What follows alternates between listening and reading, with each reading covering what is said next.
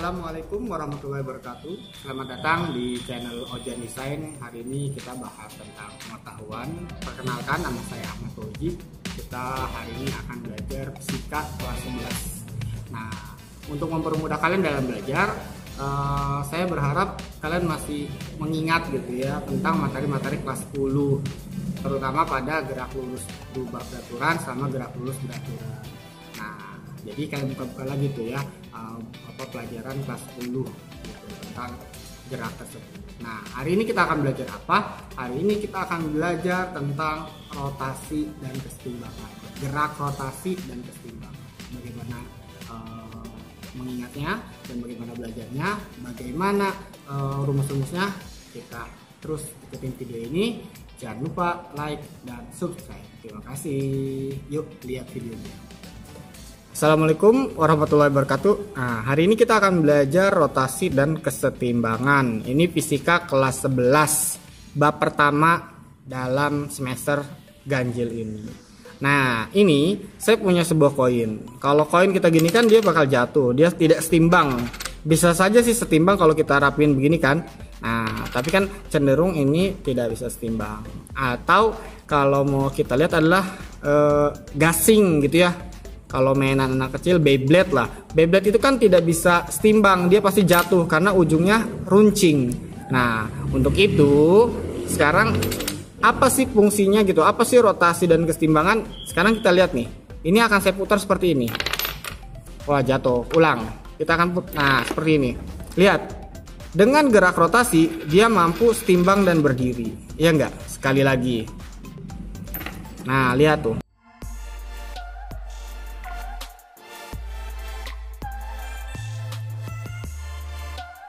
Mampu setimbang. Nah, kita akan belajar itu. Apa yang mempengaruhi dia setimbang? Apa yang menyebabkan dia bisa bergerak berotasi? Nah, kita akan belajar itu. Yuk, terus ikutin channel ini dan video ini. Masih bersama Oji di channel Ojan Design. Nah, hari ini kita akan belajar fisika.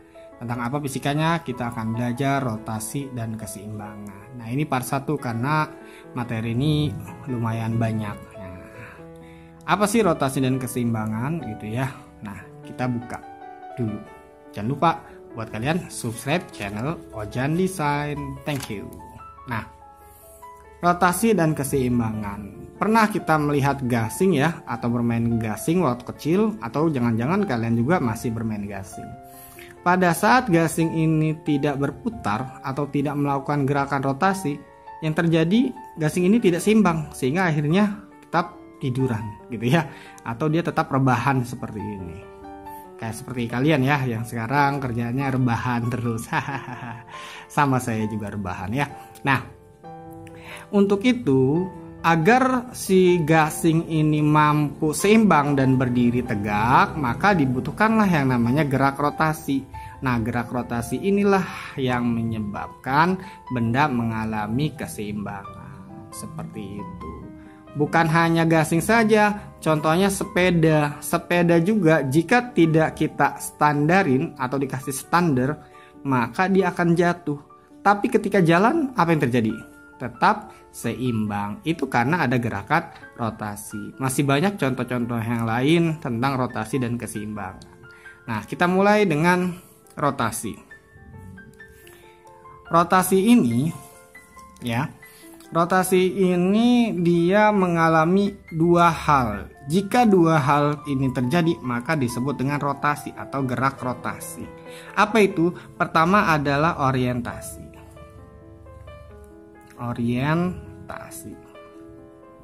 Nah, orientasi ini adalah posisi. Jadi posisi benda. Nah, nanti kita lihat dia padanannya posisi. Jadi kalau kita garisin ini padanan posisi.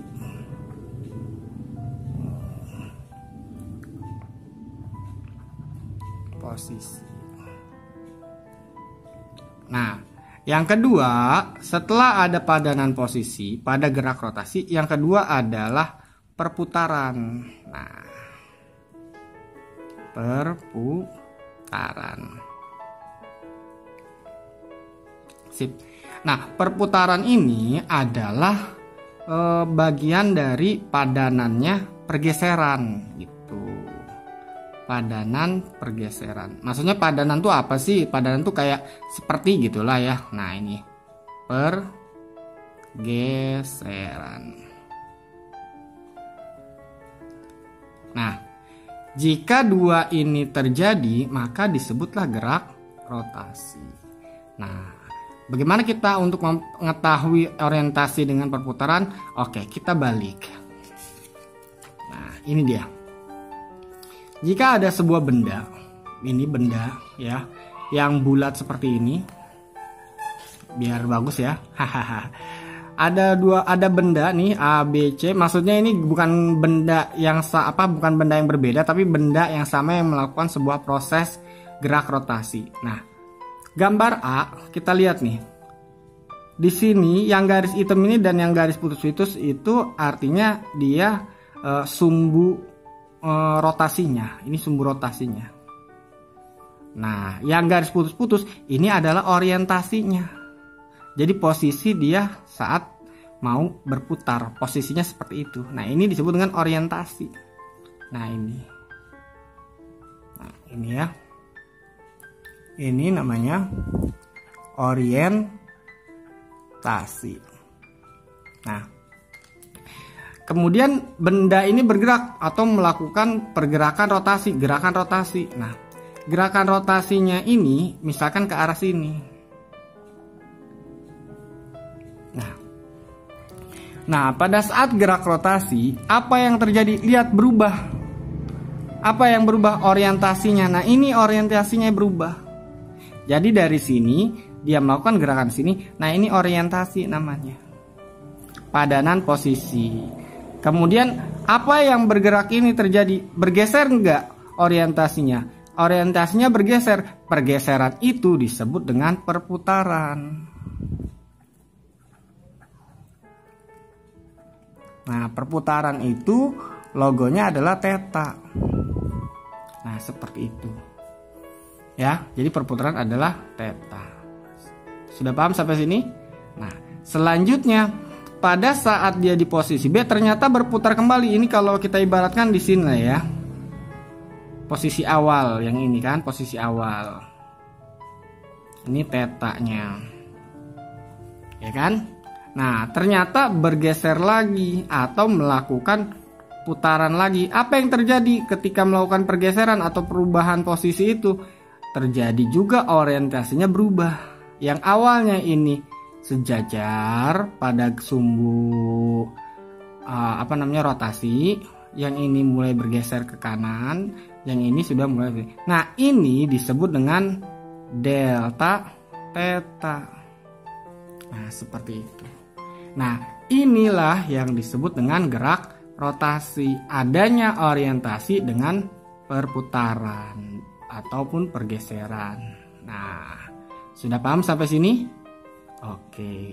Selanjutnya, jika arah putarannya searah dengan jarum jam, ini berarti kalau ke sini berlawanan ya. Kalau searah jarum jam disebut dengan rotasi negatif.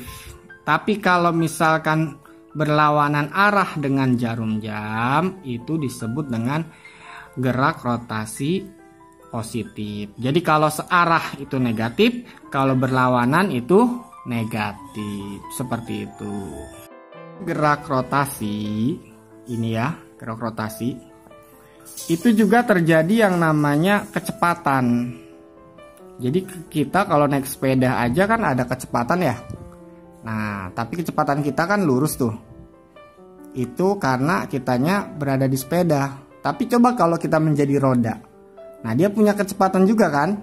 Tapi bedanya kecepatannya tidak lurus. Dia melakukan kecepatan berputar, ya kan? Nah, yang kedua ada percepatan. Nah, seperti ini nih. Nah, kecepatan dan percepatan pada gerak rotasi ini berbeda dengan kecepatan dan percepatan pada lintasan lurus. Karena gerak rotasi itu kan berputar ya.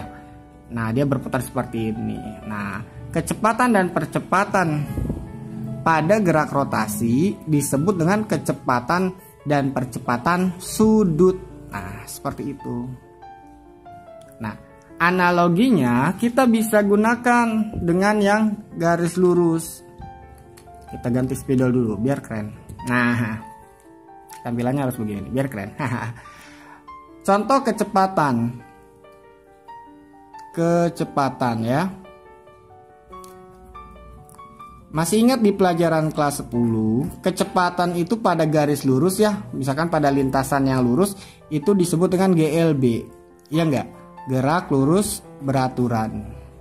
Nah, terus kemudian rumusnya masih ingat enggak? Rumusnya itu adalah V sama dengan S per T, yaitu kecepatan jarak dibagi waktu. Ini bisa kelajuan atau ya disebut juga kelajuan, jadi jarak dibagi waktu.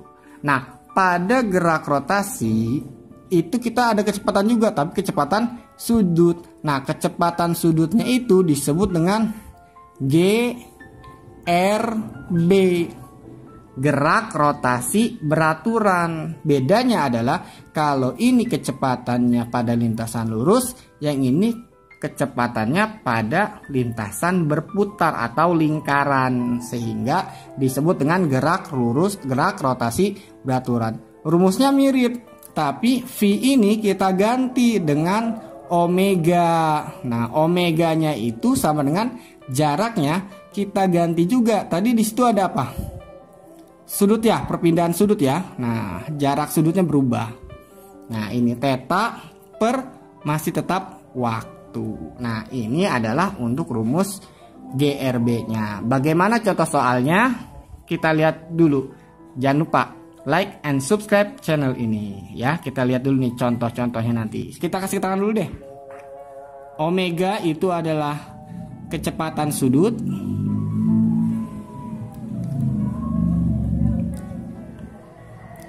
Sudut ya. Rumusnya apa? Ininya rad per sekon. Terus kemudian ini adalah sudut, perpindahan sudut. Alhamdulillah sudah ajan ya. Nah, perpindahan sudut ini dia V ya, nanti ininya satuannya, bukan satuan, dia nanti pakainya ini yang ada derajat gitu ya. Yang T adalah waktu, berarti sekon. Nah, bagaimana ininya? Nah, ini nih. Nah, T-nya adalah waktu atau sekon. Oke. Nah, bagaimana contohnya? Jangan lupa subscribe channel ini. Nah, ini untuk contoh soalnya. Jadi ada sebuah roda berputar 1,5 putaran membutuhkan waktu 60 second. Berapakah kecepatan sudutnya? Yang ditanyakan udah pasti omega. Nah, untuk mempermudah kalian mengerjakan, tulis dulu diketahui. Diketahui ini ada 1,5 putaran, berarti ini theta. Nah, ingat theta itu dia 361 kali putaran. Ini berarti 1,5 putaran. Berapa gitu ya. Nah, jadi kalau untuk theta kita harus kalikan 2V dulu kalau dia bentuknya seperti ini. Oke, jadi theta sama dengan 1,5 dikali 2V sama dengan 3V. Selanjutnya ada apa lagi sini? Waktu, berarti waktu itu adalah T ya. T-nya berapa itu? T-nya adalah 60 second, ya kan? Yang ditanyakan apa? Yang ditanyakan adalah kecepatan sudut, berarti omega. Nah, sekarang kita jawab deh. Ini untuk memudahkan kalian menjawab soal seperti ini. Kerjakan seperti ini agar lebih mudah. Kita tahu nih untuk kecepatan sudut pada gerak rotasi beraturan itu rumusnya adalah omega sama dengan theta per T. Nah, sekarang kita tulis lagi omeganya. Omega sama dengan tetanya berapa? 3V, ya enggak? 3V ininya 60 second. Tulis lagi. Berarti ininya per 60 S, ya enggak? Nah, ini kita hapus dulu. Nah, kita hitung deh. 3 dibagi 60. Berapa 3 dibagi 60? 3 dibagi 60 itu sama dengan minjem 0 ya, 0, pinjam lagi kurang kan, baru 30 bagi 60 masih belum bisa kan, minjem lagi 0, baru 300 dibagi 60 5. Jadi hasilnya 0,5 radian per second per S. Ketemu deh. Nah, ini untuk mencari kecepatan sudut pada contoh soal di bawah ini ya, atau